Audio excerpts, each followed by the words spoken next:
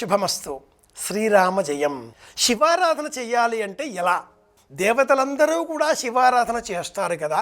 ఆ దేవతలందరూ కూడా ఎక్కడ ఉన్నారు?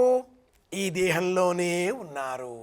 ప్రజననే బ్రహ్మాతిష్ఠతు, పాదయోర్విష్ణుస్తిష్ఠతు, హస్తయోర్హరస్తిష్ఠతు, బాహ్వోరింద్రస్తిష్ఠతు, జఠరే అగ్నిస్తిష్ఠతు, హృదయే శివస్తిష్ఠతు, కంఠే వసవస్తిష్ఠతు, వక్త్రే సరస్వతి తిష్ఠతు, నాసికయోర్వాయుస్తిష్ఠతు, నయనయోశ్చంద్రాదిత్యో తిష్ఠేతాం, కర్ణయో అశ్వినో తిష్ఠేతాం, లలాటే రుద్రాస్తిష్ఠంతు, మూర్ధ్న్యాదిత్యాస్తిష్ఠంతు, శిరసి మహాదేవస్తిష్ఠతు, శిఖాయాం వామదేవస్తిష్ఠతు. ఇలా శివారాధన చేయకంటే పూర్వం ఒక న్యాసం అనే పద్ధతిని పాటించాలి అని సంప్రదాయం తెలియజేస్తుంది.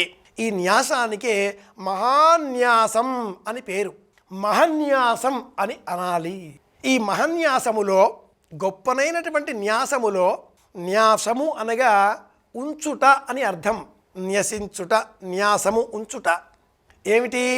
దేవతాశక్తులను ఏ విధంగా?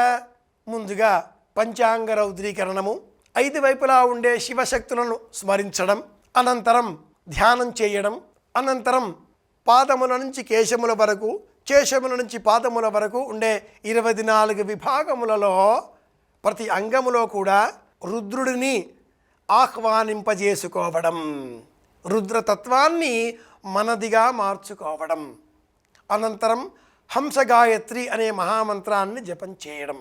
మహన్యాసములో పరమాద్భుతమైన ఘట్టం ఈ హంసగాయత్రి మంత్రానికి సంబంధించిన ఘట్టం.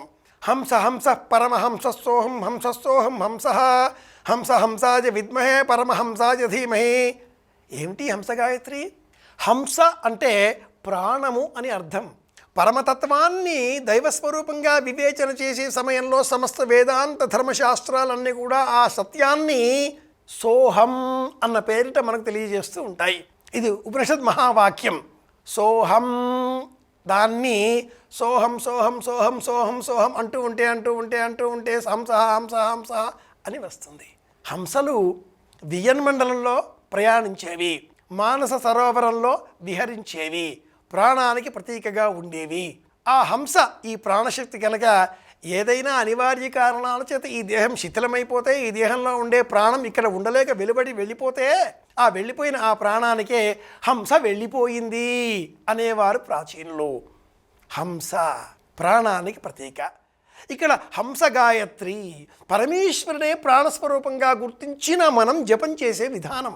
ఇక్కడ నా రుద్రో రుద్రమర్చయేత్ అనే భావం స్థిరపడుతుంది. నేను చెప్పే మాట ఏదైనా కూడా రుద్రస్వరూపమే, రుద్రాధ్యాయమే, రుద్రైకాదశికి సంబంధించినదే. కాబట్టి నా రుద్రో రుద్రమర్చయేత్, హంస అంటే ఇది అర్థం. అనంతరం 32 స్వరూపాలతో తన్మే శివస అన్న సంకల్పంగా చెప్తారు. తన్మే మన శివ సంకల్పమస్తు. ఓంకారం ప్రణవాత్మానం. ఓంకారమే ఆది, ఓంకారమే అంతము. ఆ ఓంకారంలో ఉండే పరమతత్వం, పరమసత్యం ఈశ్వరుడు సదాశివుడు. కాబట్టే తన్మే మన శివ సంకల్పమస్తు. ఇలా న్యసించి దేహమంతా కూడా ఈశ్వరుడే అని గుర్తించిన అనంతరం చేసే నమస్కారం అష్టాంగ నమస్కారం. అష్టాంగ నమస్కారం అంటే ఏమిటో తెలుసుకోవడం కోసం రేపు మళ్ళీ కలుసుకుందాం. అడుగు అడుగు ముందుకు వేస్తూ మహాశివరాత్రికి చేరువ అవుదాం. అందరి క్షేమాన్ని కోరుదాం. మళ్ళీ కలుసుకుందాం. శ్రీరామ జయం. ఓం నమః శివాయ.